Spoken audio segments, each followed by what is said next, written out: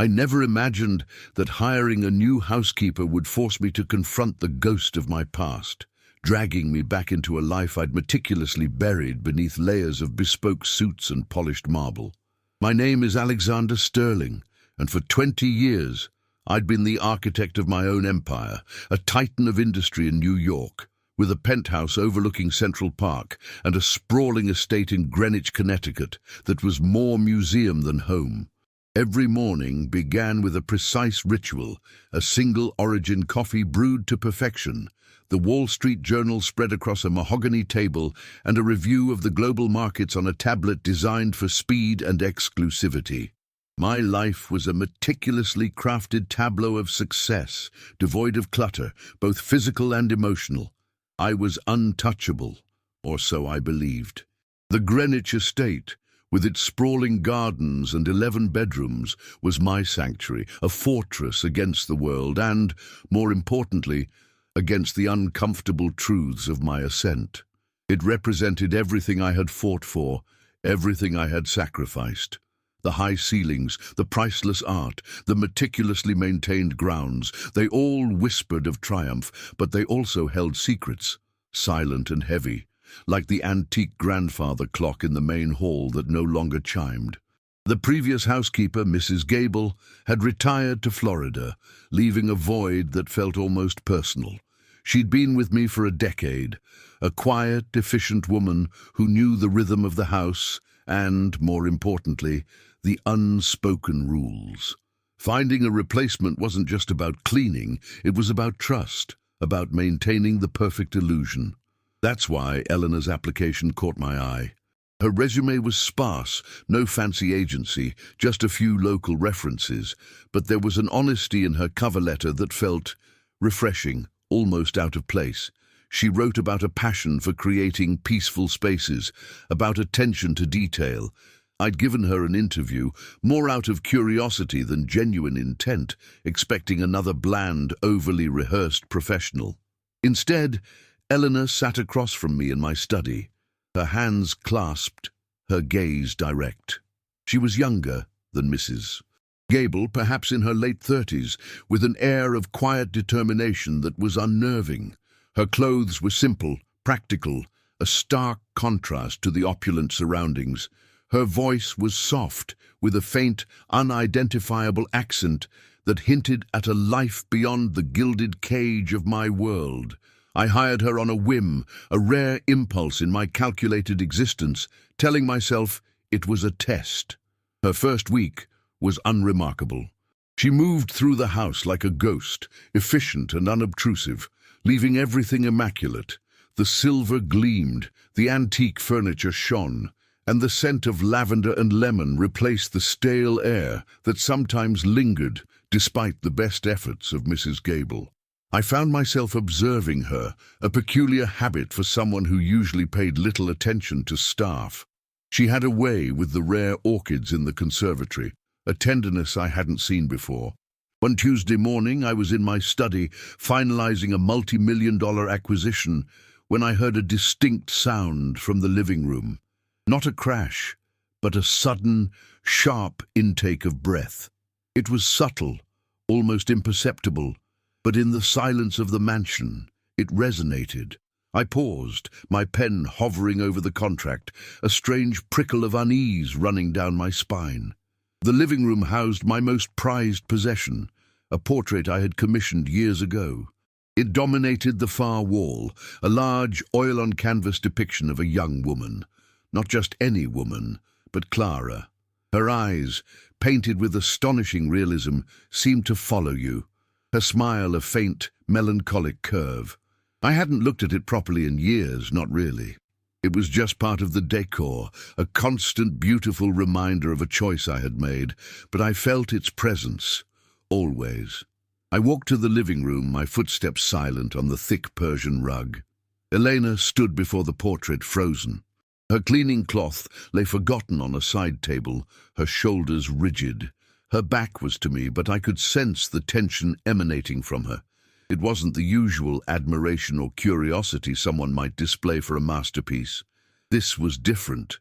This was visceral, As I watched her, a memory flared, sharp and unbidden, Clara's laugh echoing through a sun-drenched field, long before the city lights swallowed us whole. The memory was quickly suppressed, buried under the concrete and steel of my ambitions. Elena slowly turned, her face pale, her eyes wide, glistening with an emotion I couldn't immediately decipher.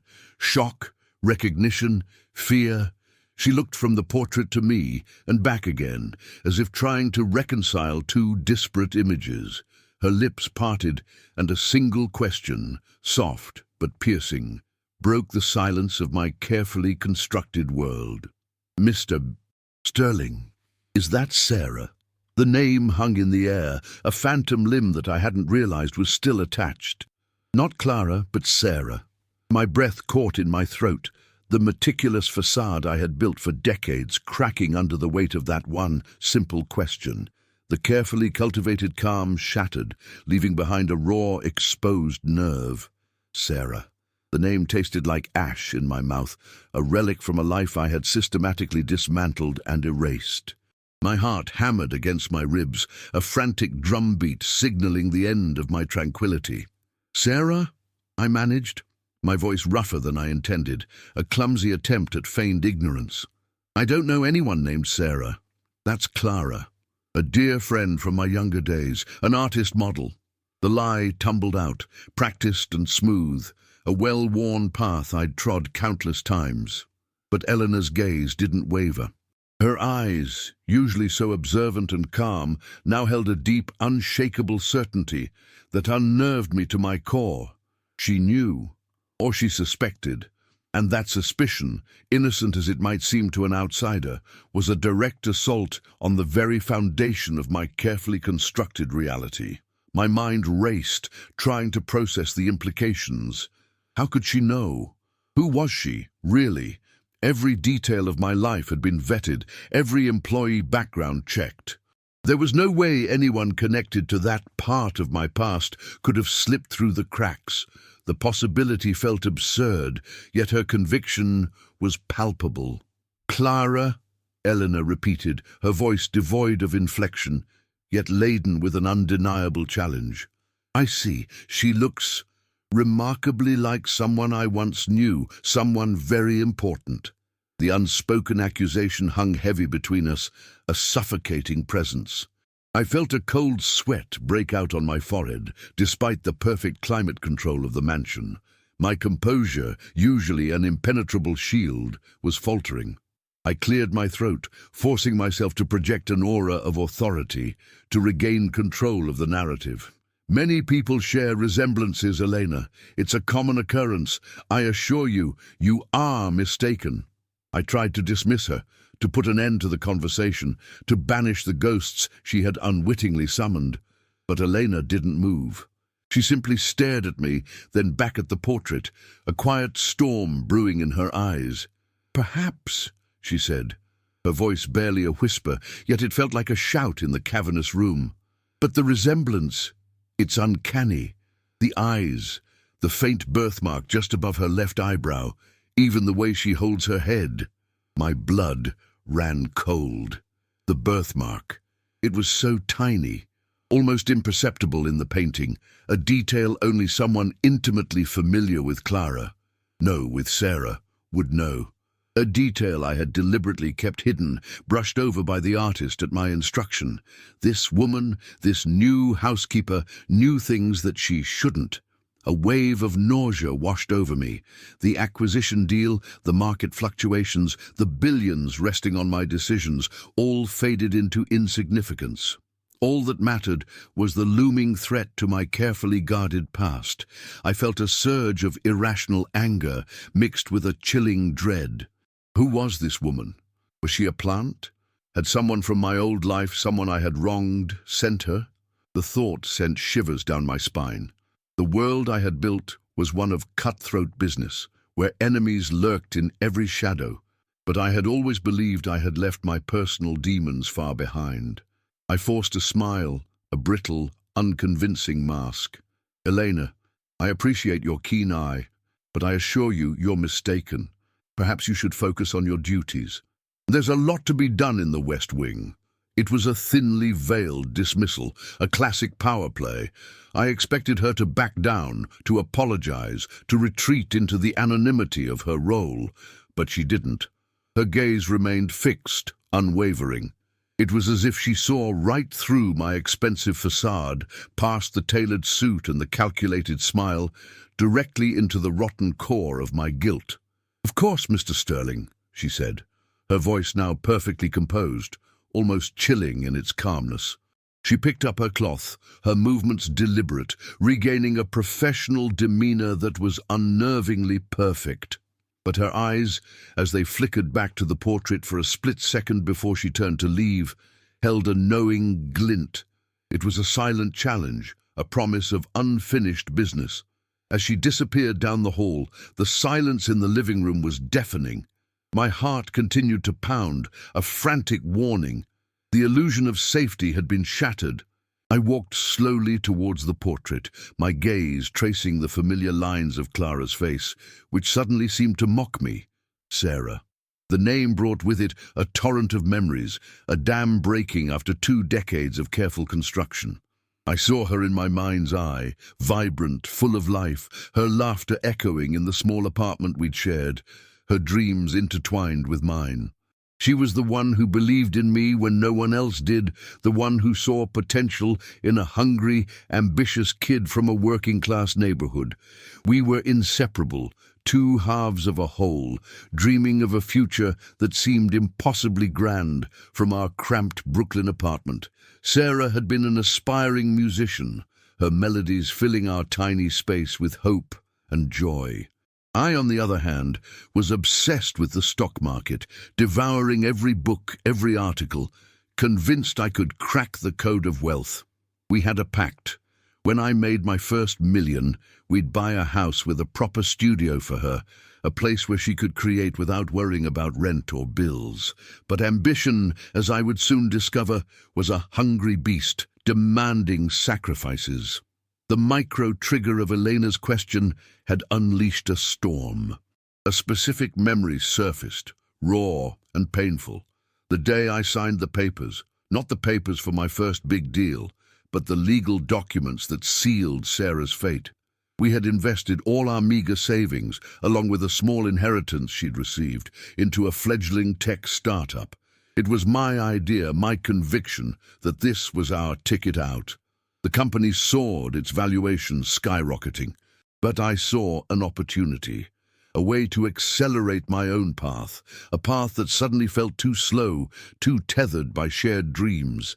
I engineered a buyout, a complex maneuver that left Sarah with a fraction of what her share was truly worth, while I walked away with a significant stake, enough to catapult me into the big leagues. I justified it to myself. She was a musician, not a businesswoman. She wouldn't understand the intricacies, the necessary ruthlessness of the market. I convinced myself I was protecting her, ensuring she had enough to pursue her dreams without the burden of managing wealth. But the truth was, I wanted it all, and she was in the way. I remember her face that day, not angry, but bewildered, hurt. "But Alex," she'd whispered, her eyes wide with betrayal, "we built this together. Our future." I had dismissed her concerns, wrapped in the cloak of my burgeoning success, telling her it was for the best, that I would always look out for her. The truth was, I never looked back. I became a ghost in her life, a rapidly expanding shadow that consumed our shared past. The image in the portrait was meant to be Clara, a renowned opera singer I had briefly dated, a woman whose beauty and artistry I admired, but whose existence held no such painful echoes. I'd paid the artist handsomely to capture her essence, but also to subtly alter her features, to imbue her with a familiarity that was just enough to make me feel I hadn't entirely abandoned my past, yet distinct enough to prevent any direct connection. It was a delusion, a carefully crafted lie for my own conscience. Now, Elena had seen through it. She hadn't called the woman Clara, she had called her Sarah.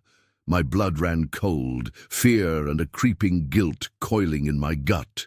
My empire, built on ambition and ruthless calculation, felt suddenly fragile.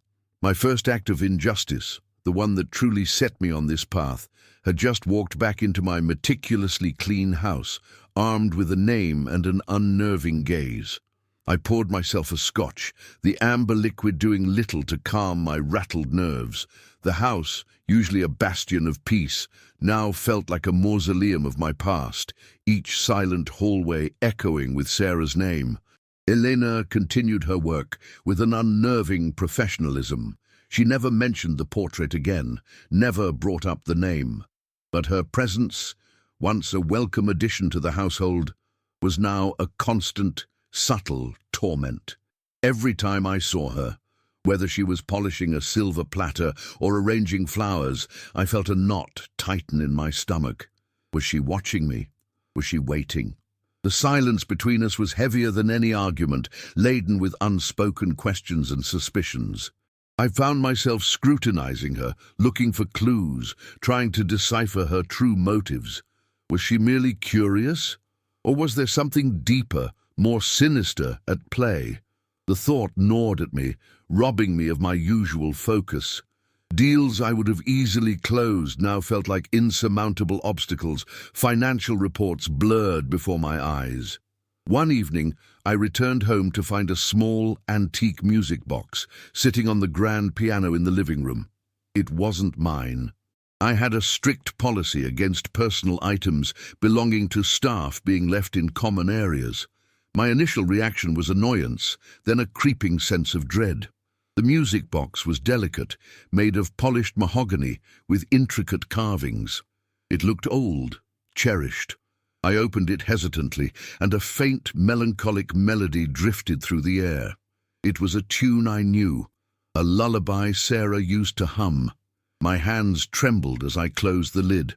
This was no accident. Elena was sending a message. A chill ran down my spine.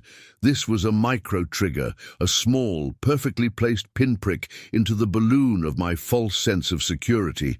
It was a direct link to Sarah, to a part of my life I had meticulously erased. My mind reeled. How could she have known about the music box?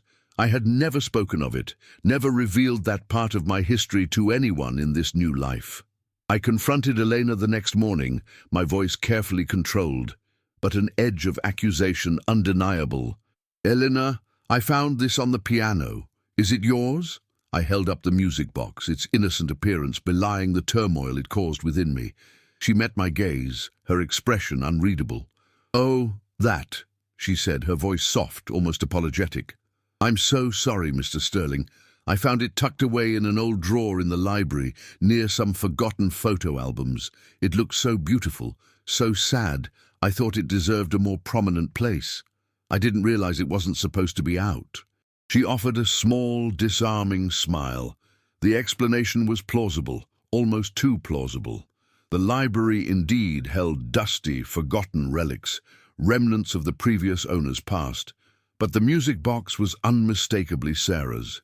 I had given it to her on her 18th birthday. The very specific tune, the one she loved, confirmed it. I swallowed, the lie thick and bitter in my throat. "It's an old heirloom, Elena, from my mother. I appreciate you taking care of it, but perhaps it's best kept in my study. It holds sentimental value." It was another lie, building on the first, weaving a tangled web of deceit. Elena nodded, her eyes lingering on the music box for a moment before she turned back to dusting a bookshelf. "Of course, Mr. Sterling. My apologies." Her tone was perfectly polite, but I felt a prickle of unease. There was something in her gaze, a fleeting shadow of understanding, that suggested she saw through my flimsy excuses. I retired to my study, the music box clutched in my hand, my mind a whirlwind of doubt and suspicion. My carefully constructed life was beginning to unravel, thread by thread. I felt trapped, surrounded by the echoes of a past I thought I had buried beneath layers of wealth and success. I began to research Elena, not just through official channels, but discreetly, hiring a private investigator. The results came back clean, almost frustratingly so. No criminal record, no obvious connections to my past, just a simple life as a freelance housekeeper, with glowing references from previous employers. It only deepened my paranoia. She was either incredibly good at covering her tracks, or there was a far more subtle game at play. I felt like a rat in a maze, every turn leading to more questions, more uncertainty. I started checking my personal accounts, my security systems, convinced she was somehow trying to expose me, or worse, steal from me. But there was nothing. The house remained perfectly in order, my finances untouched. The only thing disturbed was my peace of mind. Then came the second block narrative, a ghost from my past, materializing in a most unexpected way. I received an anonymous package in the mail, no return address, just a simple manila envelope. Inside, I found an old, faded newspaper clipping. The headline was stark, a local Brooklyn paper from 20 years ago. Aspiring musician loses everything in tech scam, company founders disappear. My heart plummeted. Below the headline was a blurry photograph. It was Sarah, younger, vibrant, but with a look of profound despair in her eyes. The article detailed how she had invested her life savings in a promising tech startup, only to be left destitute when the founders orchestrated a complex financial maneuver, leaving her with worthless shares and no recourse. It didn't mention my name directly, but the description of the founders was unmistakable, painting a picture of ruthless opportunists who had capitalized on a young woman's trust. The article ended with a haunting quote from Sarah. "I just wanted to make music. I trusted him. Now, I have nothing." The article was a punch to the gut, a cold, hard reminder of the casual cruelty I had inflicted. It was the moment the facade of my self-justification began to crumble. I had always told myself she was better off without the burdens of wealth, that I had given her a chance. But here, in black and white, was the devastating truth of my actions. She hadn't just lost money, she had lost her dream, her future, her trust. The paper felt like a physical weight in my hands, heavy with guilt and regret. This wasn't just a housekeeper's curious question, this was a deliberate, calculated strike. Someone was actively trying to force me to confront my past. And Elena, with her knowing gaze and the accidental music box, was clearly involved. The realization hit me with the force of a physical blow. Elena was not just a housekeeper. She was a messenger, or perhaps an avenger. This was not about cleaning my mansion, it was about cleansing my conscience. The truth hit me with a sickening lurch. Elena was connected. The newspaper clipping, the music box, the way she looked at the portrait, it all coalesced into a horrifying certainty. The problem wasn't contained. It had infiltrated my sanctuary. I had believed I resolved the situation by dismissing her question, by building a wall of lies, by hiring a PI to find nothing.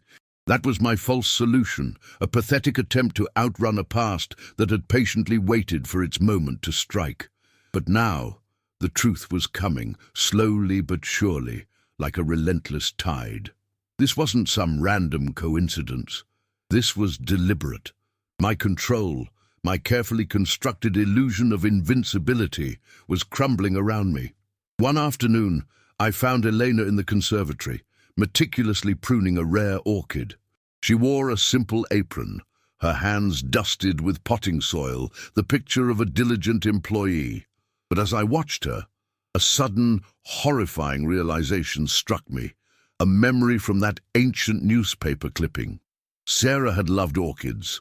She used to tend to a small, struggling one in our tiny apartment, coaxing it back to life with a patience I never possessed.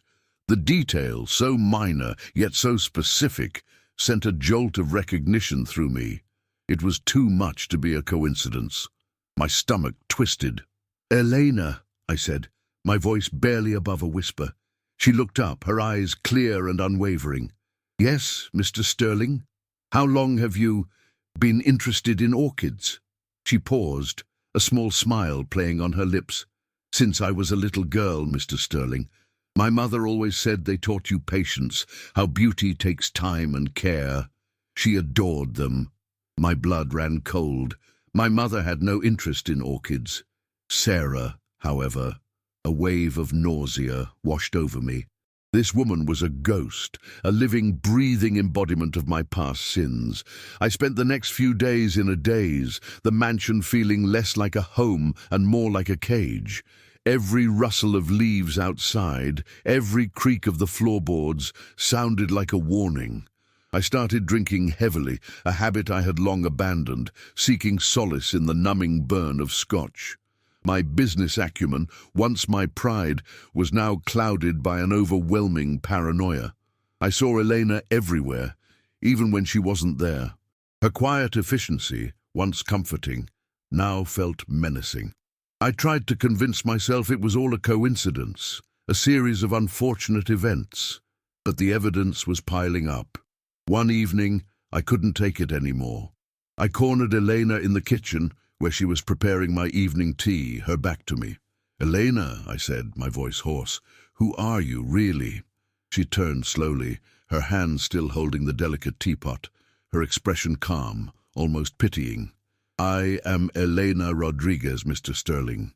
Your housekeeper."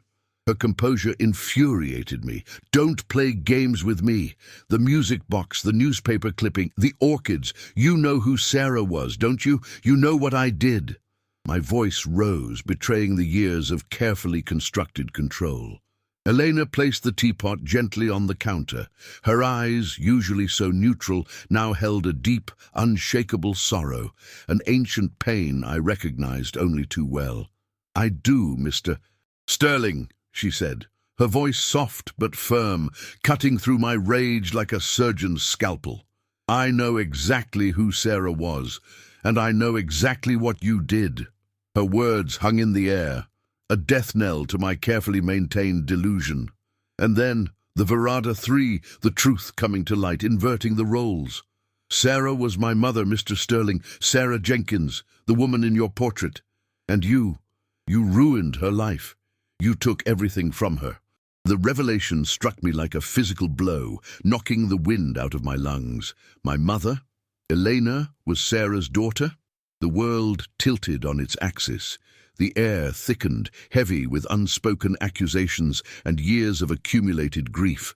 I stumbled back, my hand grasping for the edge of the granite counter, my mind struggling to comprehend the impossible reality. Elena, the unassuming housekeeper, was the child of the woman I had betrayed. The woman in the portrait was not Clara, the famous opera singer, but Sarah, my first love, my partner, the unsuspecting victim of my ruthless ambition. The Clara in the portrait was merely a carefully crafted lie, a painted ghost to assuage my conscience.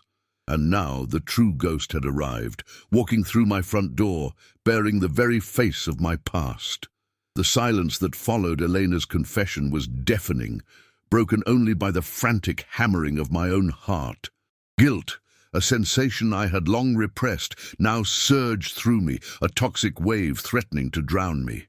I looked at Elena, really looked at her, and saw not just the housekeeper, but the faint echoes of Sarah in her eyes, in the determined set of her jaw. The resemblance was undeniable, now that the truth had been laid bare. How could I have been so blind, so willfully ignorant? My meticulously curated world, built on a foundation of deceit and avarice, shattered around me. Elena, the seemingly innocent catalyst, had now become the undeniable manifestation of my deepest fears. The roles had truly inverted. I was no longer the powerful billionaire, but a trembling man cornered by his own history, facing the offspring of the woman whose life I had callously dismantled. My mind raced, grappling with the implications. Sarah had a daughter who now stood before me in my own kitchen, calmly articulating the devastation I had wrought decades ago. What had become of Sarah after I abandoned her? What kind of life had she led, stripped of her dreams and her financial security? The newspaper clipping, which I had briefly dismissed as a calculated attack, now felt like a desperate plea for justice, a testament to a life scarred by my greed, a vivid micro-trigger, a memory fragment pierced through the fog of my panic. Sarah, her face illuminated by the dim light of our shared apartment, cradling a tiny, bundled infant. An infant I had never known existed. An infant I had abandoned, along with her mother, unwittingly. The image was a raw, visceral stab to my gut, far more painful than any financial loss could ever be. I had not just wronged Sarah. I had wronged a child, an innocent life caught in the crossfire of my ambition. Elena watched me, her gaze unblinking, unwavering. There was no triumph in her eyes, only a profound sadness, a quiet strength that emanated from years of living with a truth I had conveniently forgotten. My mother, she never recovered, Elena said, her voice a low, steady current that flowed directly into the raw wounds of my conscience. She lost everything after your deal. Her music, her trust in people, her will to live. She raised me alone, working multiple jobs, always struggling.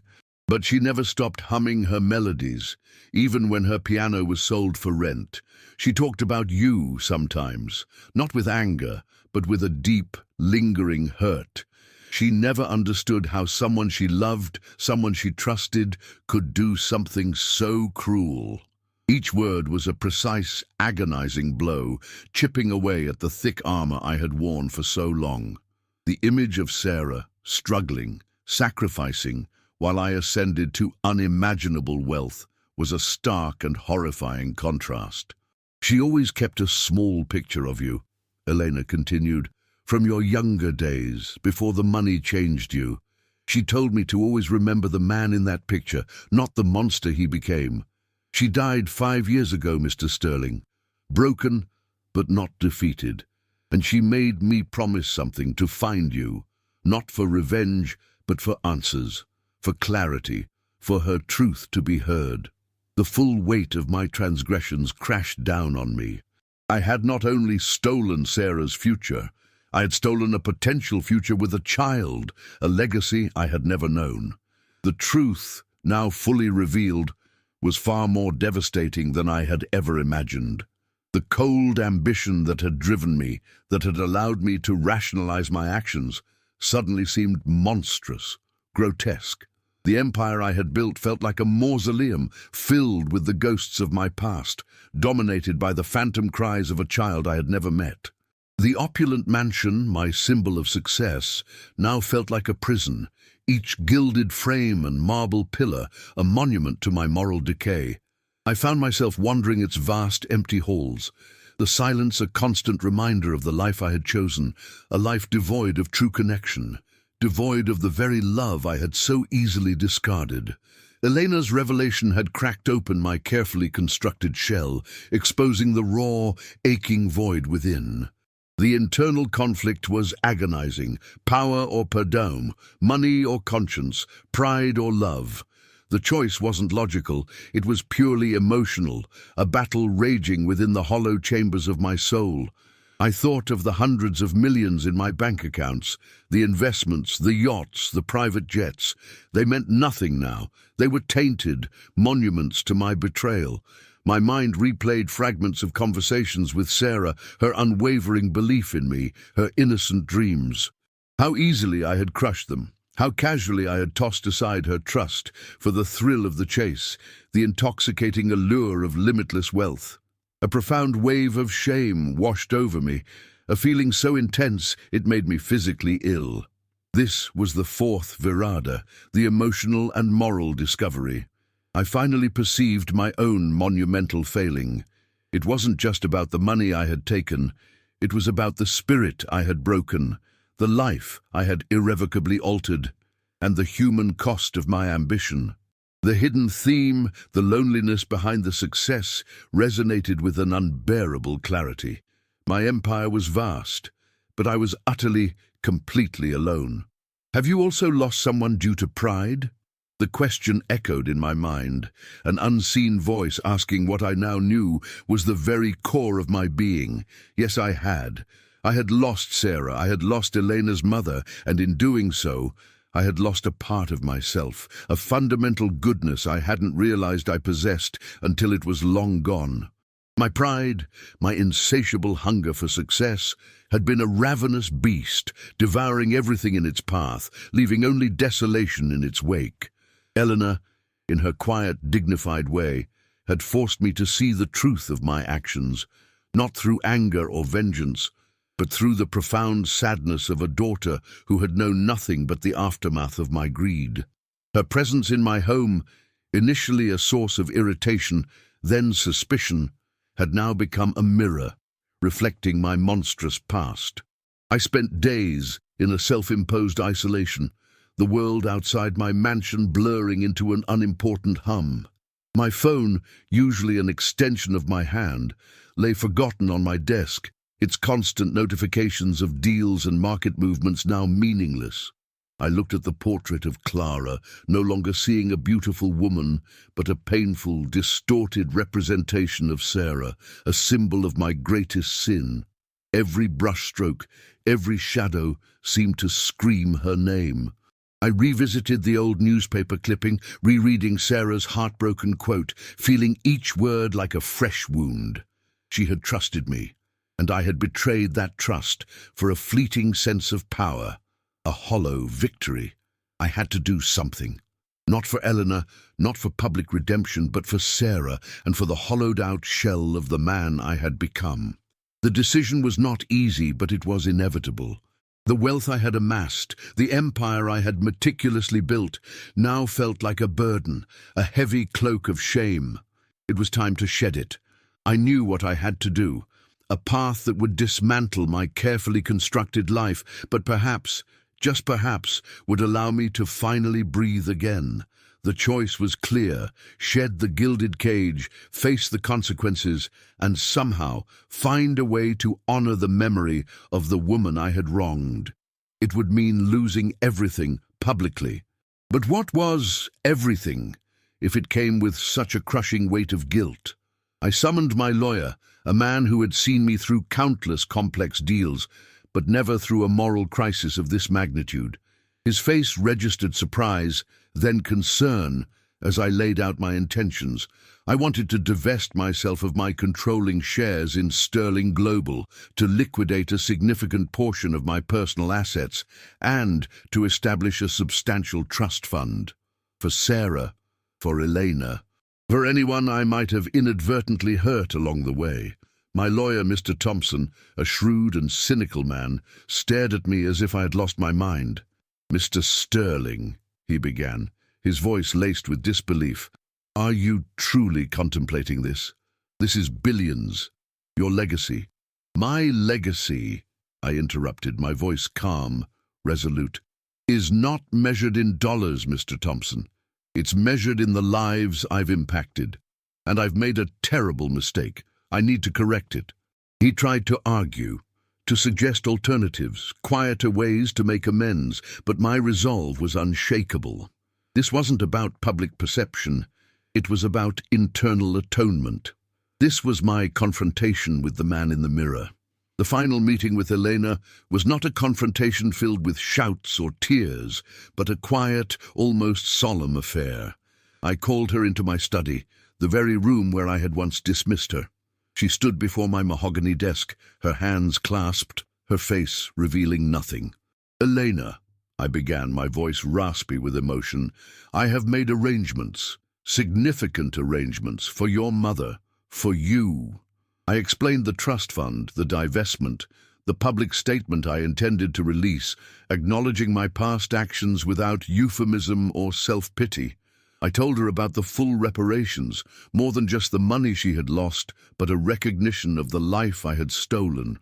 She listened in silence, her eyes fixed on me, absorbing every word. When I finished, the room was thick with tension, with the echoes of a past finally being confronted. A micro-trigger, a final, poignant memory. Sarah, holding my hand, promising that we would face the world together, come what may. I had broken that promise with a brutal efficiency I now deeply regretted. Eleanor finally spoke, her voice soft, but resonating with the weight of years. "My mother always believed in a kind of justice, Mr. Sterling. Not revenge, but balance. She believed that what you put out into the world eventually comes back to you." The truth of her words hit me hard. I had put out greed, and it had returned to me as profound emptiness. I had put out betrayal, and it had returned as devastating guilt. This was the reckoning. The climax wasn't a grand cinematic explosion, but a quiet, internal implosion. My collapse wasn't physical, it was psychological, moral. The man who had built an empire was willingly dismantling it, not out of fear, but out of a desperate need to reclaim a shred of his soul. I was giving away everything that defined Alexander Sterling, the billionaire, the titan, the untouchable. But in doing so, I felt a strange, nascent sense of peace, a lightness I hadn't felt in decades. The public outcry was immense, a media circus dissecting the fall of a financial giant, the shocking confession of a past injustice. My name, once synonymous with success, became a cautionary tale. My empire, once impenetrable, began to crumble, not under the weight of market forces, but under the weight of my own conscience. Elena watched it all unfold from a distance, her part in my unraveling meticulously hidden from public view. She left the mansion a few days later, not with a fanfare, but with a simple goodbye, her eyes holding a complex mix of sorrow, understanding, and perhaps a flicker of forgiveness. The mansion felt emptier than ever, yet strangely lighter. The priceless art, the antique furniture, the sprawling gardens, they were still there, but their allure had faded. They were just objects devoid of the power they once held over me. I had paid the price, not just financially but emotionally. My bank account, once overflowing, was now significantly lighter, redirected to mend the wounds I had inflicted. The Verada 5, the ambiguous conclusion, left me standing in the ruins of my former life, justice meted out, but with an immense emotional loss. I had lost the empire, the reputation, the identity I had so carefully cultivated. But I had gained something invaluable, a sliver of peace, a fragile understanding of what truly mattered. I often think of Elena and of Sarah. I hope that the trust fund, the public acknowledgement, brought some measure of healing to Elena, a small comfort in the face of her mother's suffering. The world still debates my fall, some condemning me, others speculating on my sanity.